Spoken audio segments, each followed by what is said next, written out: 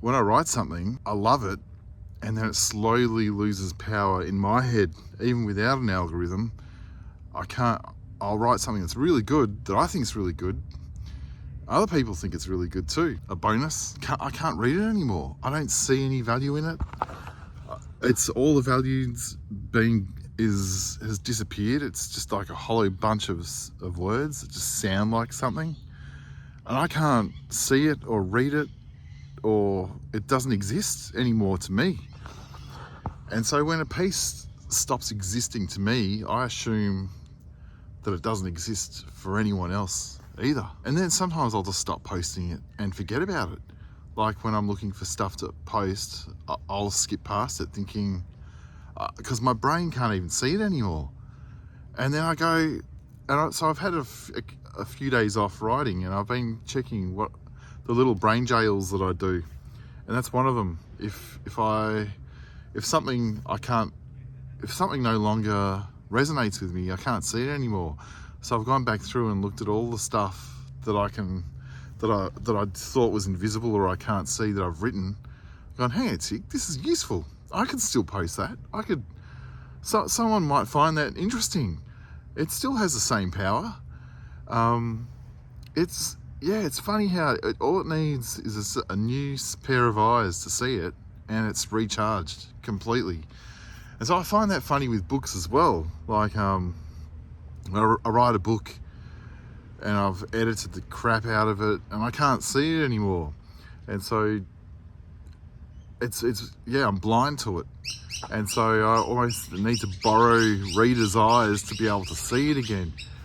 And that gets complicated because that even feels like just a faint echo of what it was. Even though I'm happy it resonates with people, I have to go, I can't see it myself. And readers who love it, it just feels like just a faint echo from another room. And so I've just got to start writing again and tickle myself.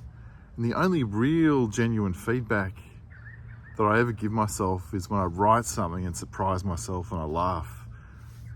And because it's hard to tickle yourself. I can't tickle myself. But when I write something that's funny, and I laugh without meaning to, that's the best. David Lynch said somewhere recently, just on something I saw of him from the Bhagavad Gita, I don't know how you say it, Hindu scripture, said something like, you control the actions, but you don't control what comes from the actions. That's something that I'm struggling with after getting a mainstream publisher for my stuff. After 30 years of independently publishing and struggling more with my writing and hearing nothing, just writing in this kind of cone of silence for 30 years. It was a gift, but it was also a struggle. Now I see it as a gift in hindsight, but at the time I hated it. There were moments when I loved it. I went, oh, this is so good.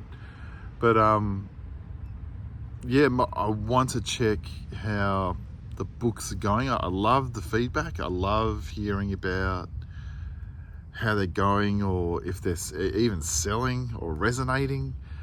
And I do. I hear some good things, like therapists recommending it to their clients and stuff, that's wild. People saying it pulled them out of really dark places. That's crazy. I struggle with wanting to see the fruits. Like I'm almost forgetting about the actions of creativity a lot these last few months. Like I'm more concerned with what's growing from it. I feel like I'm wasting these years just like using life as a life support system to write and check the fruits of the writing, which is kind of insane. And I do it. I know it's insane, but I still do it. because I didn't get to have any fruits for 30 years, so I'm a bit obsessive about it. Then I tie dreams to the fruits. Like I'd love to have enough money to get to the US and meet people who who the book has resonated with. I love that. But I can't afford it. The fruits won't afford it right now.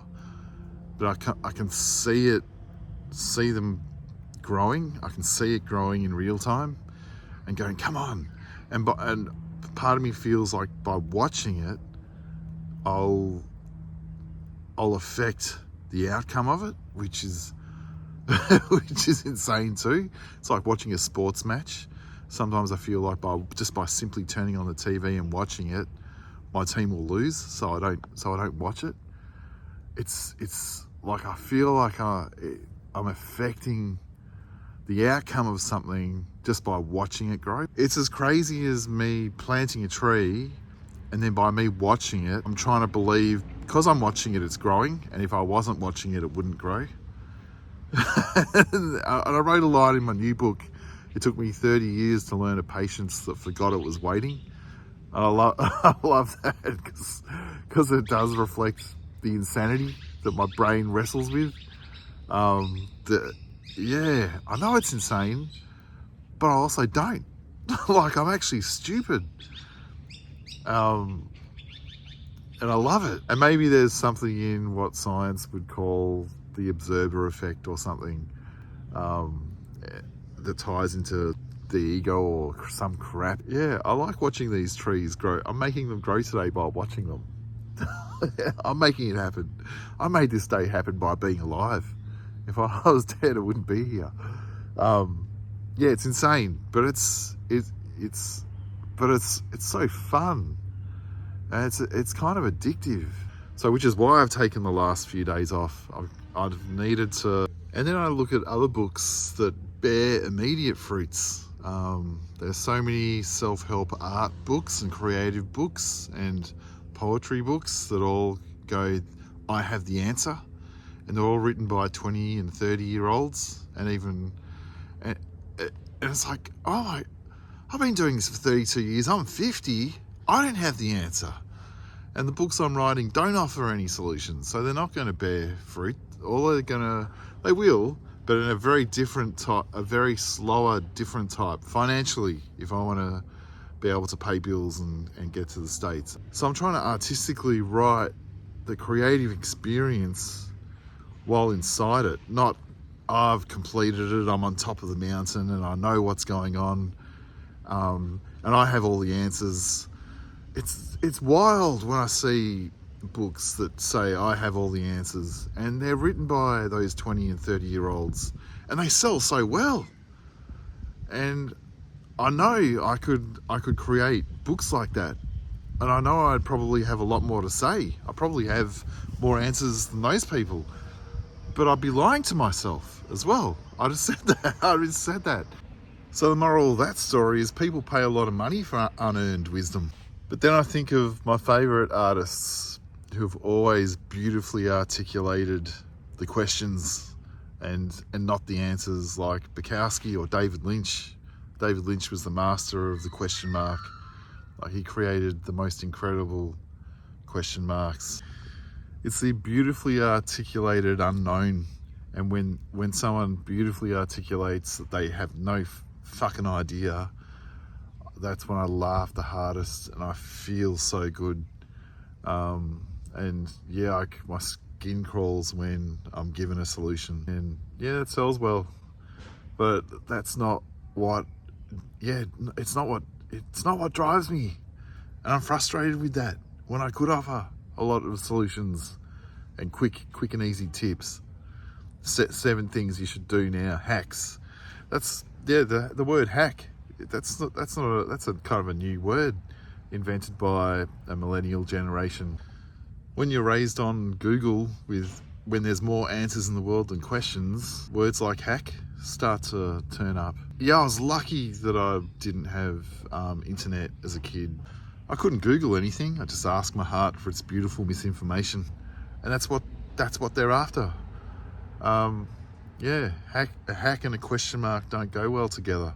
Anyway, I started this as talking about bearing fruit and then getting bitter about my stuff moving slowly, and then going, hang on a tick, I could make it go fast, but that's not what I want to do. So yeah, thanks for listening to me. I just talked myself around in a circle and worked out exactly where I'm at. Thank you. Thank you, anyone listening to this.